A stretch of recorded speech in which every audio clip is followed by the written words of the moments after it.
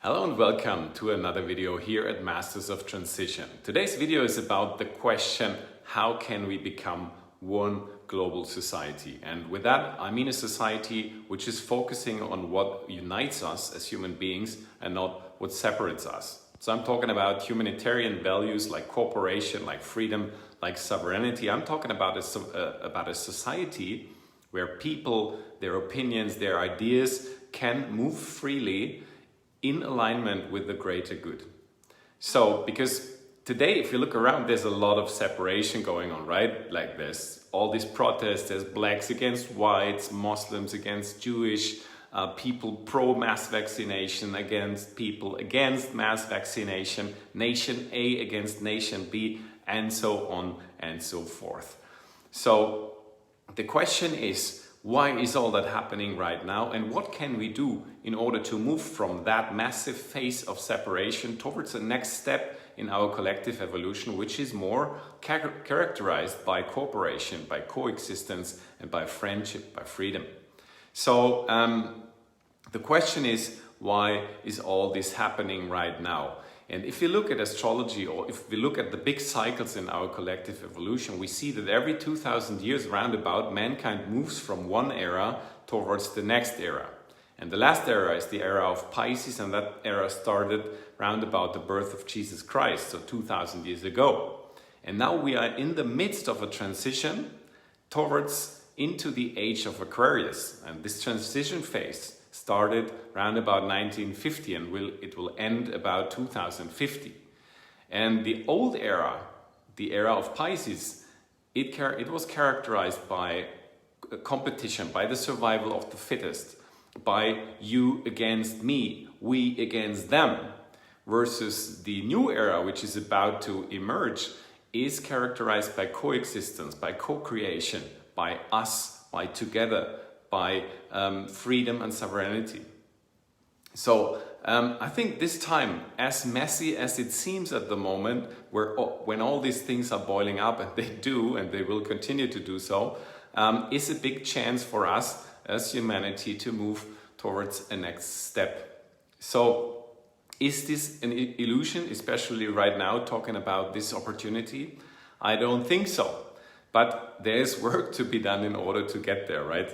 So there's always the need to address unseen stuff that has been hidden, locked down somehow deep in the subconscious mind of our collective species here, but also locked down in our individual subconscious mind. All that stuff has to come up in order to be seen, in order to be healed finally. And I think this is happening.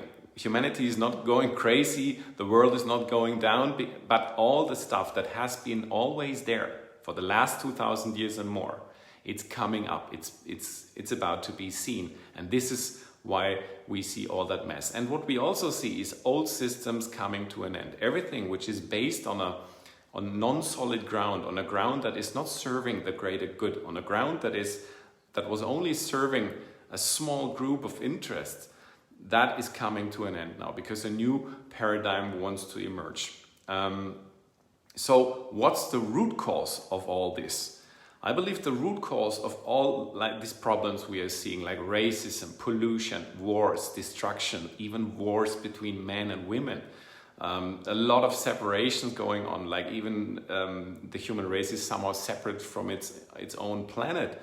Why is this going on, and what's the root cause of this? I believe it's a consciousness of separation.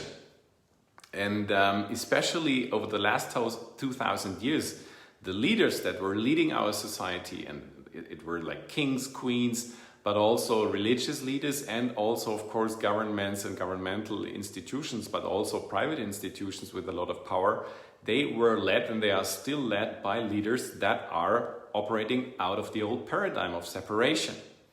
And I think it's a necessary step to become aware of all these inequalities that we have and to address them, to face them, and not to remain silent in order to transcend them, in order to transmute them into a higher state. We have to do this individually, and we have to do this collectively. At least that's what I believe.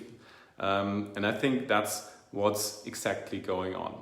And every phase, I don't want to blame the last 2000 years, is a very necessary phase, because only then we are able to make conscious decisions. Who do we want to be? What does it mean to be human? Are we a greedy race? Are we toxic, no matter if we're man or woman? Or are we loving? Are we sharing? Are we caring? And in order to make these conscious decisions, we have to experience both. We have to experience darkness if we want to understand what light means, and if we want to make a conscious decision to be light, to contribute to a lighter society. And so I think this is what's going on right now. We have a new chance to redefine what it means to be human. And I love saying that humanity has the chance now to become truly human. But in order to get there, we have to look a bit deeper at the root causes. And I believe this consciousness of separation, which is like showing itself so strong at the moment everywhere, because everything is boiling up right now, it comes from maybe when we zoom out of history, from a time where maybe this planet or even this universe was part of a unified, bigger collective soul. And maybe there has been, and the old scriptures, old Egyptian scriptures, the old Vedic scriptures, and many other old traditions, they tell us that there was a time when this collective soul decided to become separate, like to allow this individual experience. Imagine you're a candle, and if you are part of the sun, you cannot see your light, right? I think I read this in a book from Neil Donald Walsh. And in order to experience your light as a candle, you have to move out of the sun, and you even have to move to a darker place in order to feel and see what it means to be a candle. You only can see your light there. And I think this is what happens. And at the same time, I think this left humanity as a collective with a big trauma. And I think we've been carrying around this trauma ever since. And I think all this stuff is coming up now. And I believe we can also talk about collective karma, because humanity has been doing nasty things one towards another. We have been invading countries, we've been lying, we've been forcing people to do things they didn't want to do as mankind. Think of the Nazi regime, think of socialist regimes, think of communist regimes, think of the medieval ages when people were burned and tortured because they had another opinion. And yet it's our job now to decide, do we want to repeat this? And that's one aspect of it. And the other aspect, if it's still stored somehow in our collective memory. So it wants to get out. Collective karma wants to be addressed and seen and healed in order to transcend towards a higher state, which allows to become a society that is more focusing on what unites us and less focusing on what separates us. We have to heal this within ourselves, individually and collectively. I think that's what's going on. So, as I said before, every phase and every experience, as traumatic it is, and this sounds a bit hard, is necessary in order to be able to make conscious decisions. How do we want to be? What do we want to express individually and collectively?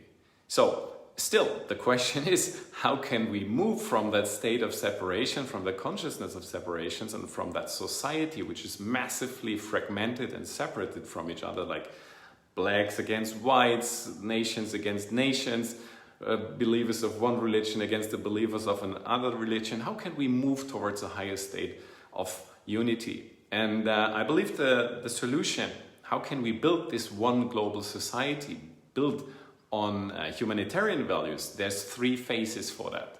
And I believe phase number 1, we are in the middle of it. Phase number 1, I call it the phase of the individual awakening. I know that sounds a bit bigger, but look what's going on. People are more and more going inside, looking at themselves, addressing their own shadows.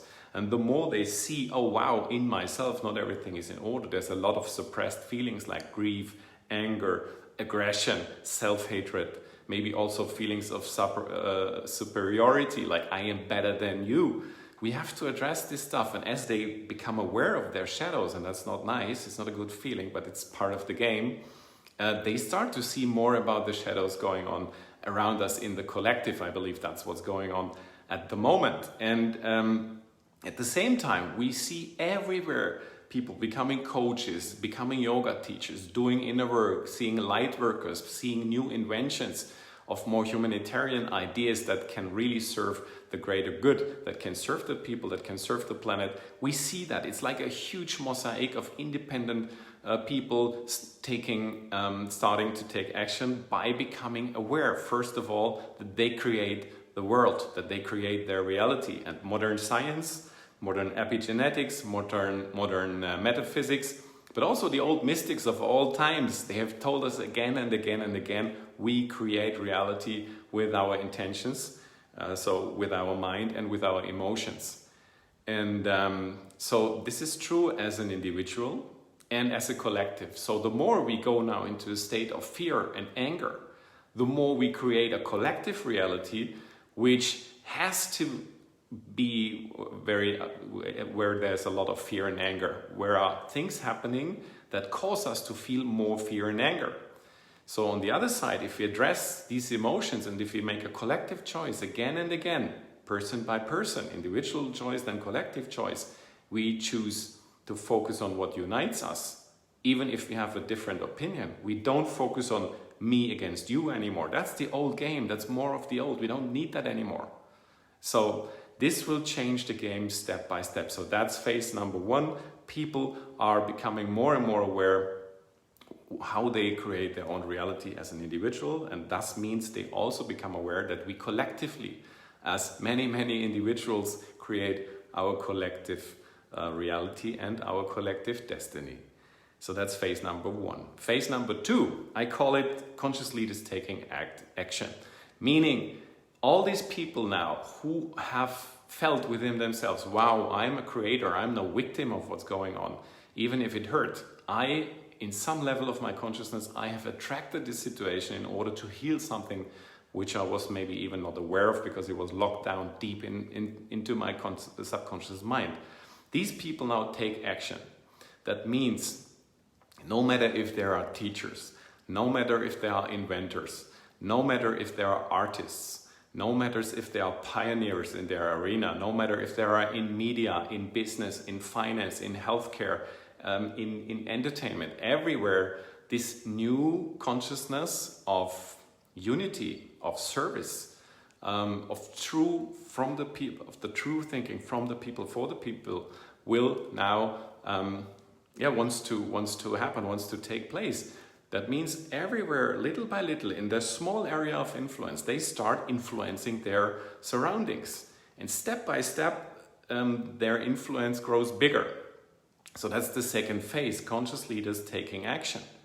And there's going to be a moment where a critical mass will be reached, and these conscious leaders will be the new normal or the new natural, let's call it like this, leaders that understand that we can generate a lot of wealth, material wealth, but also emotional wealth and spiritual wealth in terms of fulfillment, which is in alignment with our soul's path, but which is also in alignment with the greater good, meaning with the planet, meaning with this collective humankind we are part of here.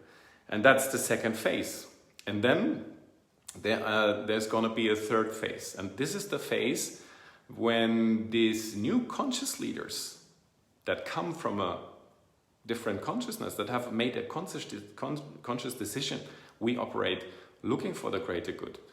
Which doesn't mean sacrificing themselves anymore. That's not the task here.